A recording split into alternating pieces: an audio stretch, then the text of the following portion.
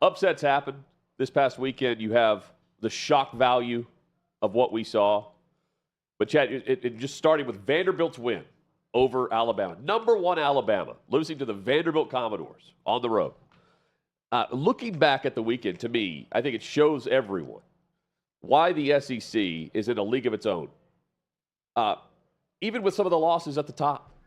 Because you have other conferences that are claiming we have the best parity. That would be the Big 12. And then you have a conference like the Big 10 saying, oh, this week we have the best teams at the top. And they do. But for how long? Because here's the Southeastern Conference, raising the bar of competitive balance. I think that's what we've seen.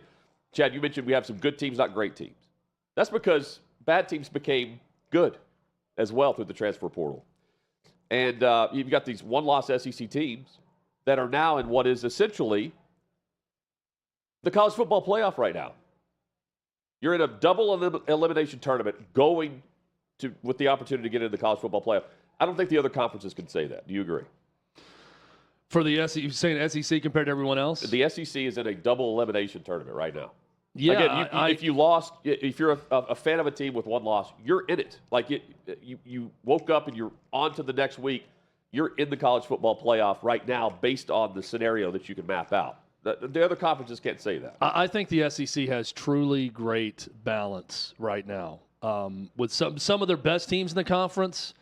And really everyone outside of Mississippi State, which I think is they're just bad in year one under Jeff Lebby.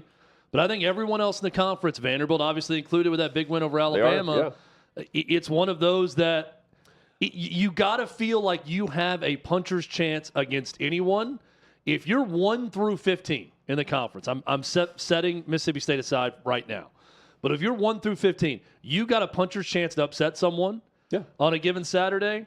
And if you're one of those teams at the top, you could beat the very best teams in the conference, or you can lose to Vanderbilt on West End the way we saw Alabama do on Saturday. And they're marching with hysteria down Broadway here in Nashville, about 2 miles from the campus, the goalpost. Look at the crowd. You've got plenty of reasons to think this is the best moment of Vanderbilt football history. Chad, I wasn't. I don't think it's even close. Well, I mean, I wasn't around for like the early eras of what my dad would talk about or what. You didn't do a lot of studying of George McIntyre's teams back in the 30s and 40s when they were when General Neyland at Tennessee was originally hired to beat Vanderbilt because they had a bad losing streak. There you go. Against Vanderbilt at the time. But and no one was. This is amazing what they were able to do because they lined up and beat them off the line. This wasn't really a fluke. I mean, let's look at this. 42 minutes time of possession for Vanderbilt against Bama. 26 first downs to their 17. 166 rushing yards to their 84 rushing yards. That is crazy. And that sends Bama, after beating Georgia, into a tailspin where Kalen DeBoer, I guess, woke up Sunday and said, it's day one for me here in Alabama and Tuscaloosa. I mean, the highest of highs. It was day one on the job. The highest of highs. That Ryan Williams touchdown, that late interception against Georgia, the nation watching Alabama and Kalen DeBoer. Boy, there's going to be no drop-off from Nick Saban. I was fooled into thinking that, how pissed off the rest of the conference and the country must be that Alabama's just going to keep on rolling after beating Georgia. The highest of highs. And then a week later, as a 23-point favorite, in front of a crowd that's 90% Crimson. Really, the only Vanderbilt fans that were there were those students that took the goalpost down Broadway and chucked it into the Cumberland River, and you lose to Vanderbilt. Vanderbilt, who was 0-60 all time against top 5 opponents. 0-60, the only team in the NCAA power conferences that did not have a win against a top 5 opponent, and they do it against Alabama. It was crazy. And the longer that thing went on, Hutton, I just kept asking myself, is this going to happen? Could this happen? Right? At the start, it was like, could this actually happen? You know, they're up a score or 2 at halftime. Third quarter, Bama keeps getting closer and closer. They're down 2 at one point. Then Vanderbilt goes up 9. Yeah. And you're just really thinking, is this really going to happen? And then instead of punting the ball back or just handing off and, not getting a first down, They throw some wrinkles in on that last drive. They throw to Cedric Alexander, the running back, out of the backfield for a first down. They get another creative play to get a first down, and they end the game in victory formation with their offense. What a moment for Vanderbilt football. But on the flip side of that, what a moment for Alabama football. Chad, by the way, and a real humbling wake-up call for the fans of that program to say, hey, I don't know that you're special anymore if you're Alabama compared to the rest of the country, compared to the aura you had with Nick Saban as head coach. There's a sense of urgency with Bama immediately. But I think that's the case with much of the SEC. Chad, you nailed it, by the way. There are 5 in the top 11. I just looked at this again. 7 teams lost overall. You had 7 ranked teams lose. And should have been 8. 5 of 11. Yeah. And here's my overall point about the parity with the SEC. This is just what's left in October. Here's the SEC schedule. Let's put that up. But you get the ranked matchups remaining in October. College football playoff begins now for them. Yeah. Don't lose again. Well, here's the other thing, too. And if you lose, it's not just about these games. That's what I think I love about this season so far. And it's also maddening at the same time. If you're a top 10 or top 15 team right now, do not get comfortable at all that, boy, we just really have to circle the Alabama and Georgia game, or we got to look at that trip to Texas, or we got to watch A&M or whoever. You better be ready every week in this conference, in the SEC, because as Vanderbilt showed, Vanderbilt is going to be annoying as hell to every opponent. That is the offense that I've been screaming from the mountaintops they should be running for years. Some variation of an option attack like that, where you are giving a lot of different eye candy looks with the run game, and you do that, and you pop a big play every so often. That is what teams do not want to face. It's why the academies run the triple option. Because when you're at a talent disadvantage, and while Vanderbilt is more talented than they've been in the past, they are still at a talent disadvantage. You run an offense like that to neutralize and in some cases negate that talent disadvantage. That's exactly what Vanderbilt's doing this year. It's how they were capable of pulling off a win like against Alabama. Now, these games that we're showing you right now, it's a great slate of ranked matchups in the SEC. As of today in the AP poll. But Hutton, I'm here to tell you, we can go through the SEC schedule next week, and it'll be Vanderbilt, Kentucky's going to be terrific. There are landmines. Tennessee, Florida could be terrific. That's always a landmine for Tennessee. Just because someone looks like they're struggling now or isn't ranked doesn't mean they don't have the capabilities of pulling off a big upset. And I think in many ways, if this is the shift in college football in this new era, it's a lot more NFL-like when it comes to that, especially in the SEC. And I think overall that's probably healthy for the product. It's not what we've always known, though, with the 2 or 3 to 4 dominant programs. And in terms of the teams being able to completely remodel in an offseason, I think it's difficult to do in the NFL through free agency. 15, 20 years ago, you would show up on the doorstep of Kyle Vanden Bosch. Jim Schwartz did this when he took the job at Detroit at midnight when it was legal. And you try to sign that guy. You're not doing that right now in the NFL. Guys don't go visit the facility anymore. It's going to be that way in NIL too. You have to pick the right guys for your overall vibe, how you describe your program, the culture, because you could screw up or you could hit a grand slam. Well, and ask Florida State, about this. That's a great example. Also. And I'm just looking through just at the examples we're throwing out. SEC this upcoming weekend. These are just the non-ranked matchups versus ranked. South Carolina at Alabama. Crazy things could happen in that one. Don't think they will, but they could. Florida at Tennessee. Crazy things certainly could happen in that one. Vandy, Kentucky, 2 unranked. We're all going to watch Ole Miss and LSU, 9 versus 13. Yep. We're all going to watch the Red River rivalry between Texas and OU, 1 versus 18. But outside of that, I think this is a unique year that may end up becoming the norm in the SEC, where there is definitely a top 5 or 6 in the conference that I would kind of group together, 4 or 5.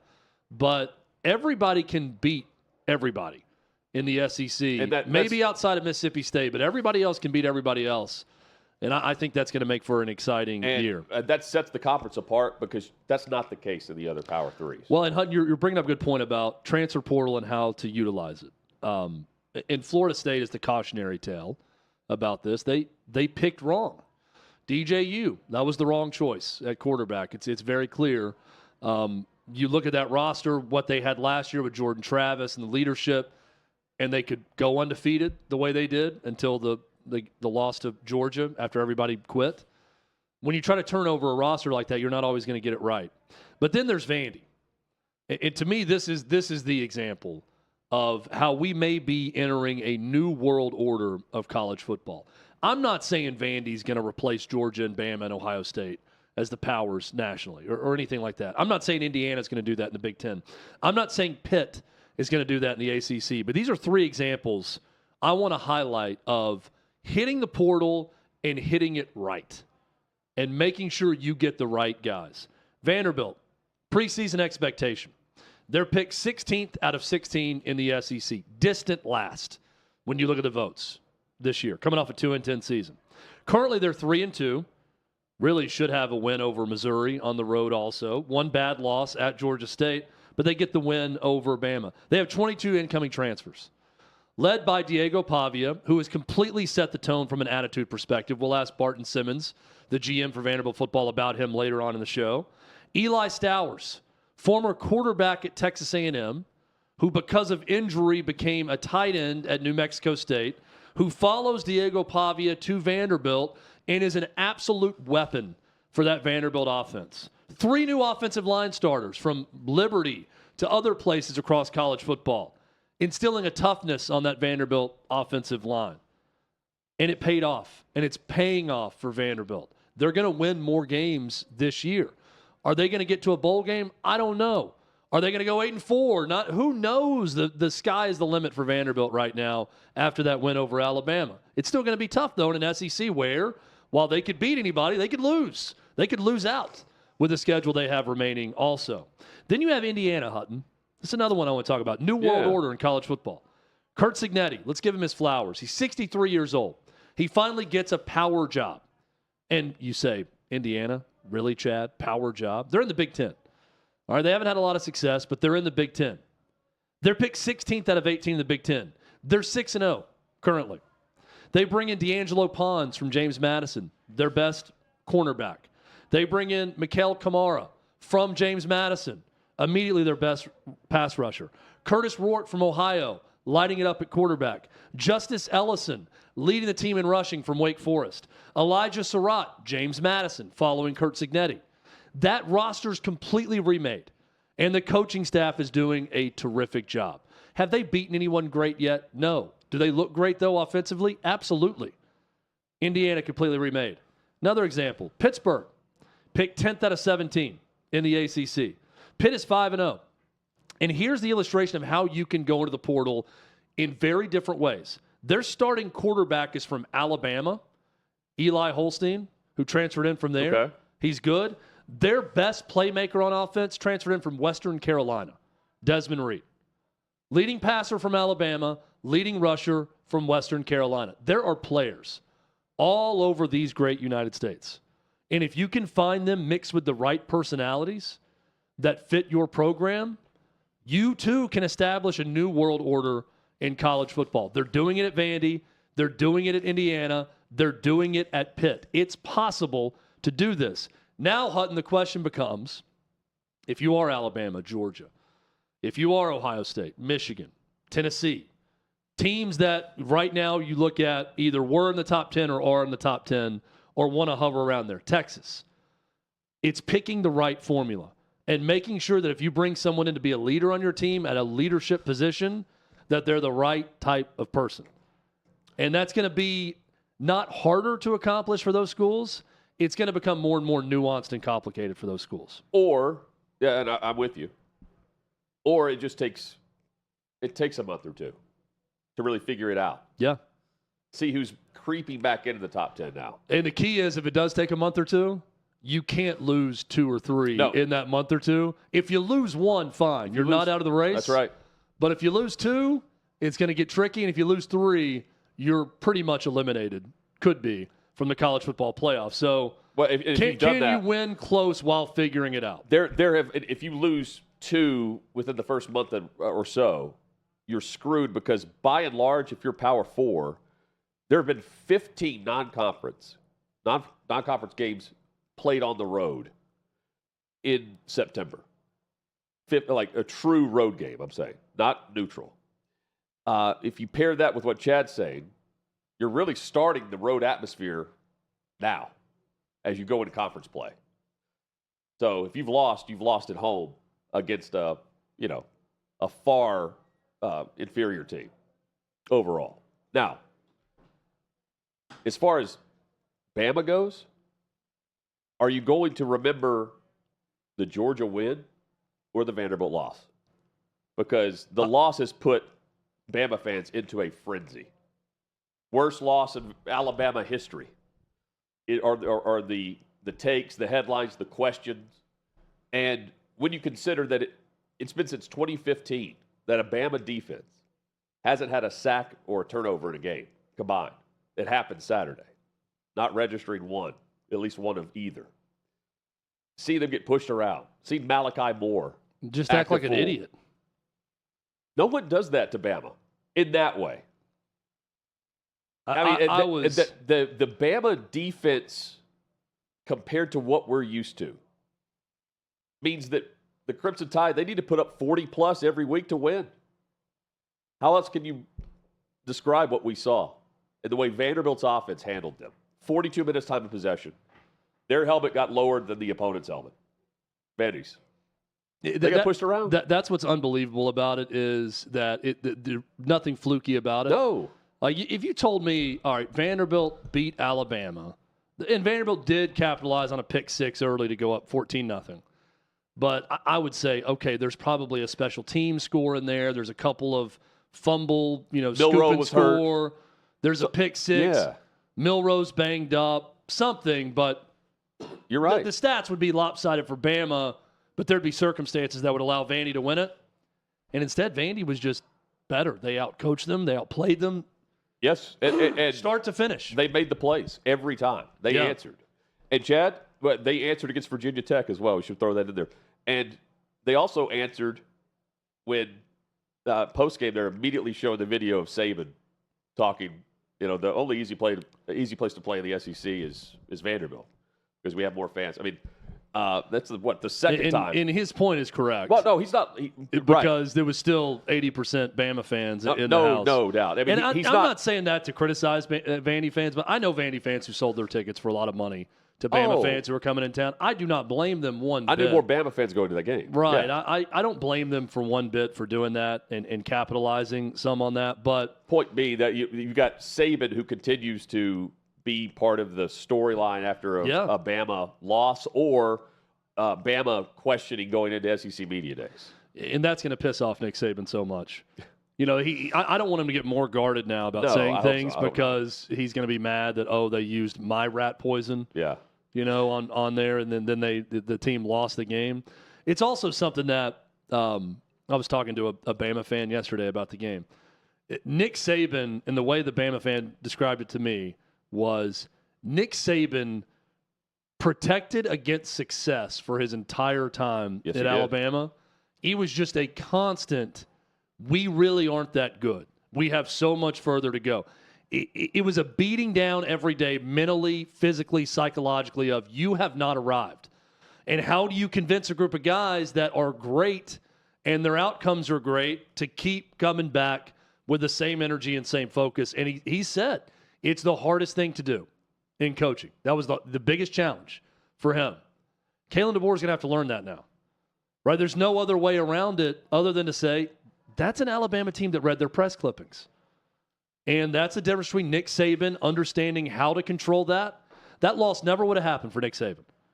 Never would have happened. Unless it was year one. With this level of talent, beating Georgia the way they did, you don't go on the road to Vandy in front of 85% Crimson and lose the next week. Maybe you stub your toe for a half and it's tied or it's close. But Bama pulls away from that in that game with Nick Saban. Kalen DeBoer's got to learn this. And I don't think there's not one recipe to doing it other than also you got to have the right players that are going to listen to the messaging and know how to handle it. Joe Klatt went on our guys with the next round today. And he's comparing Bama to Lincoln Riley, Oklahoma. I'm not going there yet. As far as the way their defense plays versus their offense. Okay. That I'll listen to. Is that where we're headed in the SEC? To me, I see the plays being made defensively. Well, they if you did go into give up 27 in the second half against Georgia. Well, they've allowed over 700 yards of total offense in the last 6 quarters. And 60-plus points as well? Think about that. Yeah. There are years with Saban, Chad, going back to your point, that they wouldn't happen with Saban. The Alabama defense has barely given up over 100 points in a season. And they've allowed 60-plus in the last 6 quarters. You'd much rather teach a lesson in a victory than defeat, obviously. Yeah.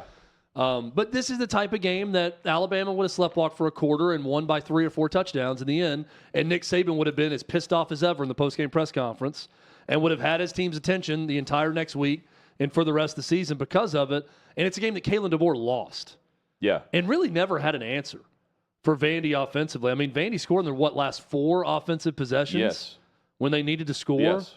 So he never got a handle on what Vanderbilt was doing offensively. And I know that disappoints Alabama fans. It is. It's an embarrassing loss from Alabama. It's a gigantic, historic moment for Vanderbilt, and that's not taken away from them. It's an embarrassing loss on the flip side. Yes. If you're Alabama. Yeah, no doubt. And, Chad, we look at the OutKick's Elite top 12 here for the college football playoff. Of course, Texas, Ohio State, Miami, BYU are currently – as the consensus goes for our top 12 at OutKick.com, your conference champs, which will get the bye. The highest ranked conference team gets the bye. Followed by Oregon at 5, making a jump, a big push up. Penn State at 6, which we will get to in a moment. Georgia and Alabama. Georgia back ahead of Bama at 7. Bama falling to 8, but A&M's there at 9. Clemson, all of us. Look at Clemson. They're right back in the top 10. And Tennessee falls to 11 after I think we had them at 4 or 5 overall. Yeah, and this is our Elite 12. Yes. The AP, they dropped from 4 to 8. They were 4th last week. They're 8th this week. So not a huge drop, but very disappointing performance for Tennessee. Just terrible offensively in that game against Arkansas. I had a hard time coming up with my 12 this week because of the A&Ms of the world who now suddenly look really good. The biggest debate for you was where? My biggest debate is between Miami and Clemson for the ACC. I debated on putting Clemson as my ACC champion right now, and I did, and I think I put Miami in that spot. I think I've got Iowa State in also, who's currently undefeated as another Big 12 team. But where to put A&M and Tennessee? And Alabama with 1 loss, right? Georgia even. Those 1-loss SEC teams, because it's really a mixed bag. There's no one of those 1-loss teams. Missouri hasn't done anything, right? No, but they've all done something. Alabama beat Georgia. Georgia whipped Clemson. Tennessee has a road win at Oklahoma, which looks good. They've all done something where you're like, okay, that's a really good football team. But are they great? I don't know that there's more than which makes it very 2 difficult. Great teams, 2 or 3 in the country, if there's any at all. Yeah. And here's the other thing. Ohio State or Oregon's going to have a loss on Saturday night. Yes, exactly. So it's going to be hard to sift through all of this moving forward. I mean, Tennessee and Georgia and Alabama. Tennessee's going to play Georgia and Alabama coming up. They'll be right back in it. It's all going to settle itself out. And as we talked about with the SEC, then you have to avoid the landmines that both Alabama and Tennessee could not avoid this past weekend. That'll trip you up. And the landmines for the Big Ten will cripple you, right? But they also, the strength of the conference overall, when I'm watching these games, I'm thinking, man, it makes it easier, so much easier to avoid these landmines across your schedule. Penn State's a great example for me. I don't. I don't know what to make of the Big Ten. They finally got going to the 3rd quarter, but the slow starts don't really hinder you as much as it would in an SEC matchup. Also, remember how unimpressive Oregon was to start the season? Yes. I mean, Ohio State has not played a soul. that's worth anything. But, I mean, they look good against bad competition. Yep. You got some pleasant surprises. Indiana in that group. Wisconsin looks like a 6-6 team. I watched Rutgers play Nebraska in a 14-7. Rutgers looks like Rutgers, like a Greg Schiano team, not all that talented, but hard-nosed, that might get to 8-4, 9-3 in this conference. But Rutgers can't be Indiana. No, because they didn't scrap out a win where you look back on it and there's a score there, but you don't see how they scrap. How they were able to grind that out. I'm very confused about the top of the Big Ten. Washington beats Michigan. I'll go ahead and say this. I don't think Michigan's that good. I think Michigan's got a tough defense. I don't think they do anything offensively. I think they know they can't do much offensively, and they are really, really hampered on that side of the ball. USC, Lincoln Riley's losing it. Yes. I mean, he is losing control of press conferences. They can't beat Minnesota over the weekend, and he's snapping at reporters for asking a fine question to one of the players, telling the player not to answer it. Not good for Lincoln Riley. So Penn State going to L.A. and beating USC, that's a good win. Is it a great win? I don't think so. No. Not with USC at 3-2 right now. It's a difficult conference to figure out. One thing I'll say about the Big Ten, Purdue sucks. That's one thing I know. They're really bad. They're not coming close to anybody this year. Outside of Purdue sucking. So you're not going to have them on your wrong team I can't make any definitive statements about anything. No wrong team favorites. I got about 15 wrong team favorites I want to pick this week. Just about picking the right one. Oh. And I'm looking strong at the SEC for two of them. Hello, Kroger Field. They're both 2-touchdown games. One of them is happening in Knoxville, and one of them is happening in Lexington as a wrong team favorite. All right, speaking of Knoxville, Chad, your overall, just in a couple of sentences, how do you describe what happened Saturday? Coming off a bye. Josh Heupel finally has a great defense, and it's broken his brain, and he doesn't know how to operate the offense anymore because of it, and he is coaching scared and conservative for a program that's not built on playing scared. But they've never utilized the middle of the field the right way. It's a program built on attack. And run game. On offense and defense. The same way, yeah. They've always had a run game. They still have a run game. They ran for almost 5 yards a carry on Saturday night in a terrible offensive effort where they scored 14 points. But their passing game, it looks really bad right now. It looks like a schedule offensively that was certainly helped by some bad opponents early on, like a lot of teams. Yeah. But I just think Josh Heupel needs to do some soul searching and understand that he got Tennessee and this program to this point of being a top 10 caliber national team by attacking and by trusting your quarterback and by having playmakers at wide receiver and by working a pass game and an explosive pass game into the mix. And you got to run the quarterback at some point. Yes. I mean, I get they don't want to get Nico hurt, but when Tennessee was at their best in 2022, Hendon Hooker was killing people with his legs, killing them. Well, and the difference there, just going back to a portion of comparing that team to this one. Let's go to the final play. You've got Joe Milton, who's the Ole Miss game, the mustard game, right? Yep. Runs out of bounds instead of putting the ball in the end zone as time expires. Same thing here with Nico, but the difference is a fifth-year senior quarterback, and you've got Nico as your freshman. But still, you're coming out of a timeout there. I don't know how that happens again. Where you don't. I don't either. I'm not saying anyone was open. I'm not saying they make the play. And I get what Josh Heupel's saying, and he's right. One guy was a 2 different program veteran that had started at Michigan and then was in the game at Tennessee, and the other one is starting his 6th game, I guess it is, as a college player in Nico. Which is fair. I understand that's also something that a high school junior should know. I mean, I don't. Right. You can't. It's the last play, and if you don't, why? You have to know it's the last one. You got to put the ball up in the air. Crazy things happen all the time.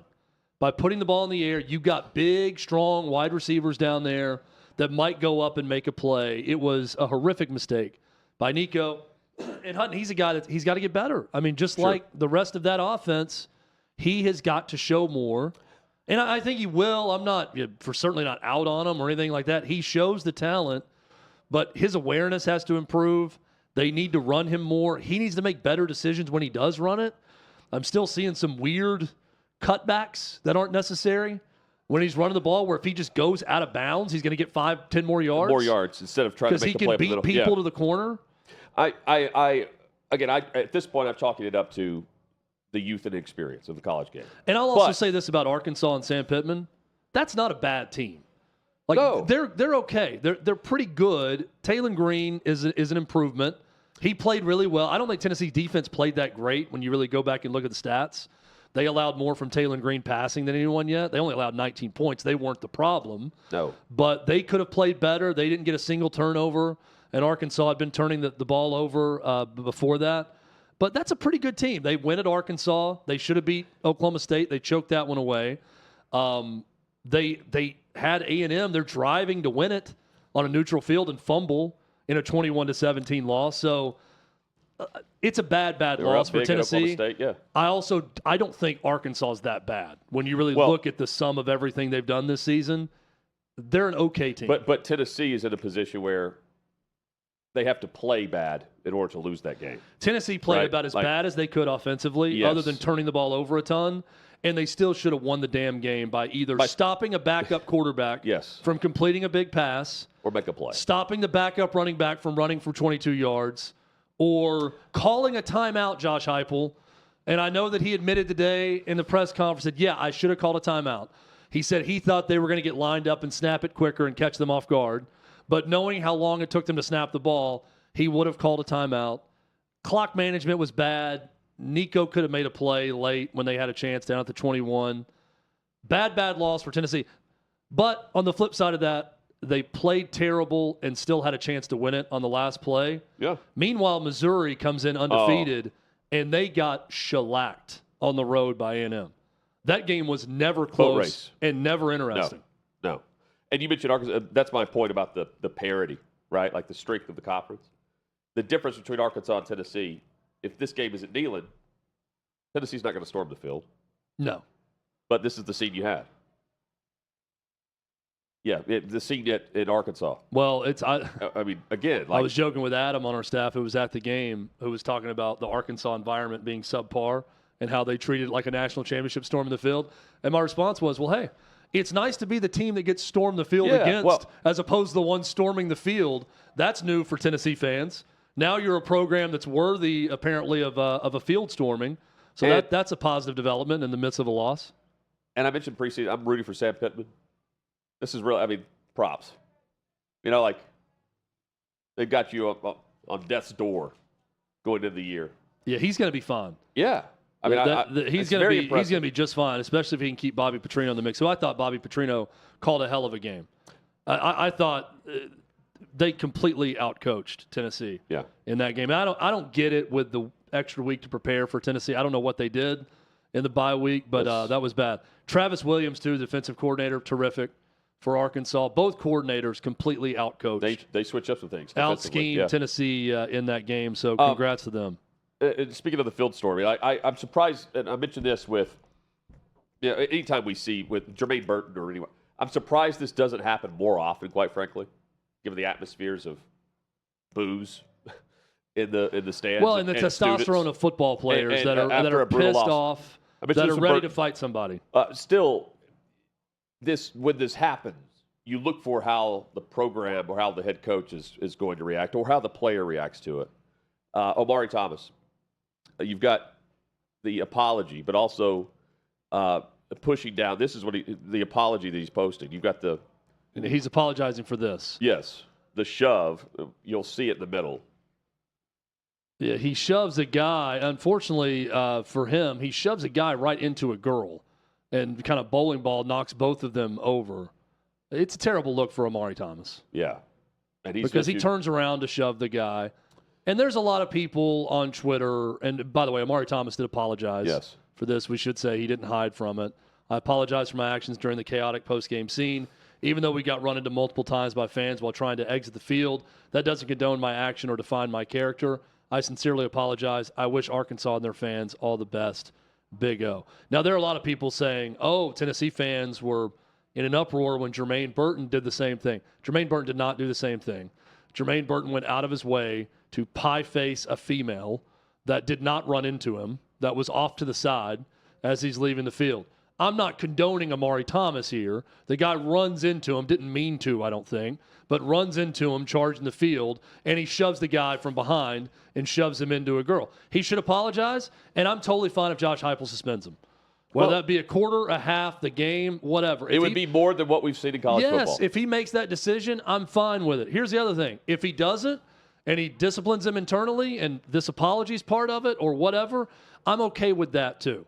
But let's not try to make it the exact same thing when we're talking about a borderline, not borderline, a domestic abuse issue when Jermaine Burton slaps a woman as he walks off the field as opposed to what Amari Thomas did. I'm not saying either's okay. Amari Thomas looks really bad in that video, and I'm glad at least he came out and apologized for it. And I'll also say, for those saying, oh, you're not calling for him to be suspended. I graduated from Tennessee, and I'll tell you right now, I'm totally fine if Josh Heupel suspends him, if that's his decision.